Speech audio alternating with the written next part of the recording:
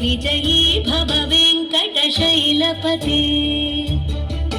स चतुर्मुख षण्मुख पञ्चमुख प्रमुखाखिल दैवतमौलिमणे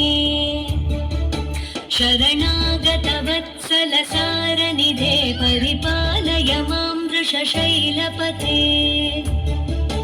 अतिवेलतया तव दुर्विषहैरनुवेलकृतैरपराधशतैः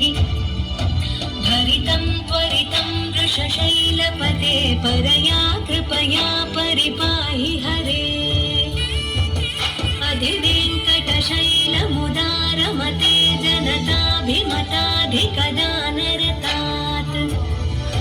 परदेवतया गदितान्निगमै कमलादयितान्न परं कलये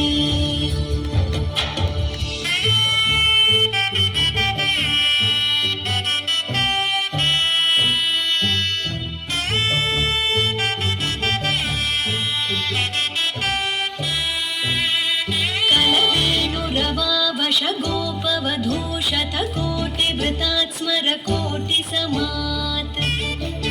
प्रतिवल्लविकाभिमतात् सुखदात् वसुदेवसुतान्न परं कलये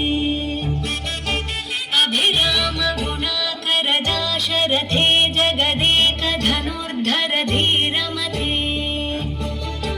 रघुनायक राम रमेश विभो वरदो भवदेव दया जलधे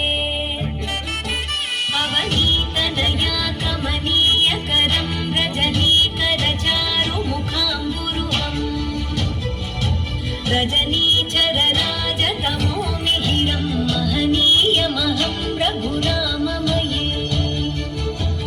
सुमुखं सुहृदं सुलभं सुखदं स्वनुजं च सुखाय ममोघशरम्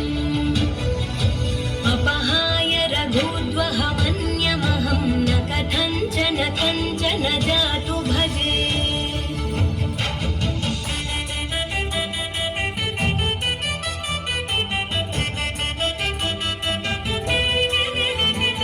नना वेङ्कटेशं ननाथो ननाथः सदा वेङ्कटेशं स्मरामि स्मरामि हरे वेङ्कटेश प्रसीद प्रसीद प्रियं वेङ्कटेश प्रयच्छ प्रयच्छ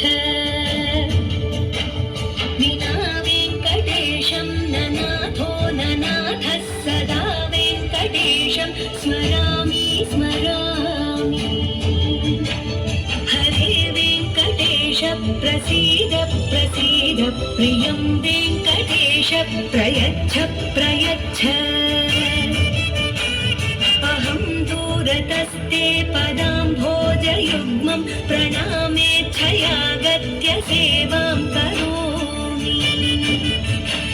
सकृत्सेवया नित्यसेवा फलं त्वं प्रयच्छ प्रयच्छ प्रभो वेङ्कटेश